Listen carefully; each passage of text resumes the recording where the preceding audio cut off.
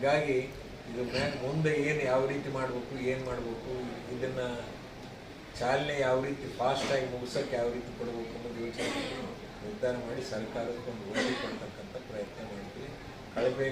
ಕಳಪೆ ಕೆಲಸ ಆಗಲಾರದ ರೀತಿಯಲ್ಲಿ ಗುಣಮಟ್ಟದ ಕೆಲಸಗಳು ಯಾವ ರೀತಿ ಮಾಡಬೇಕು, ಆಮೇಲೆ ಯಾವ ರೀತಿ ಕಾಂಪೊನೆಂಟ್ಗಳನ್ನ ಬೇಗ ಮುಗಿಸ್ಬೇಕು ಎಂಬ ಯೋಚನೆಗಳು ಮಾಡಿ ನಿರ್ಧಾರ ಮಾಡಿ ಒಂದು ವರದಿ ಸರ್ಕಾರ. ಈ ಯೋಜನೆ ನೋಡಿದ್ರೆ ಸಕ್ಸಸ್ ಆಗ್ತಂತಾರೆ ಅಥವಾ ಇಷ್ಟು ಏನಂತ ಇನಿಷಿಯಲ್ ಸ್ಟೇಜ್ನಾಗ ಮೇಲ್ಭಾಗದಾಗಿರ್ತಕ್ಕಂಥ ತಾಲೂಕುಗಳಿಗೆ ನೀರು ಮುಟ್ತಾವೆ.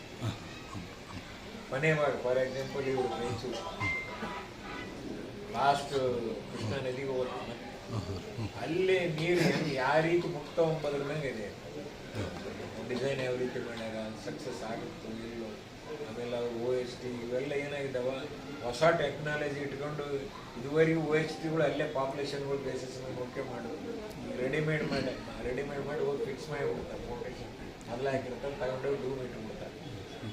10,000 ಅವ ಮಾಡಿದ್ದು ನೋಡಿ, ಅದನ್ನು ನೋಡಿ 10,000 ಲೀಟ್ರು, 25,000 ಲೀಟ್ರು, 50,000 ಲೀಟ್ರು, ಮ್ಯಾಕ್ಸಿಮಮ್ 75,000 ಲೀಟ್ರ್ವರೆಗೂ OHTಗಳಿದೆ.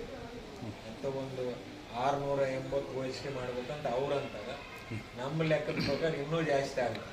ಯಾಕಂದರೆ ಅವ್ರ ಅಗ್ರಿಮೆಂಟ್ ಏನಾಗೈತೆ ನೋಡ್ಬೇಕು. ಹಳೆ ಕಾಮಗಾರಿಗಳನ್ನು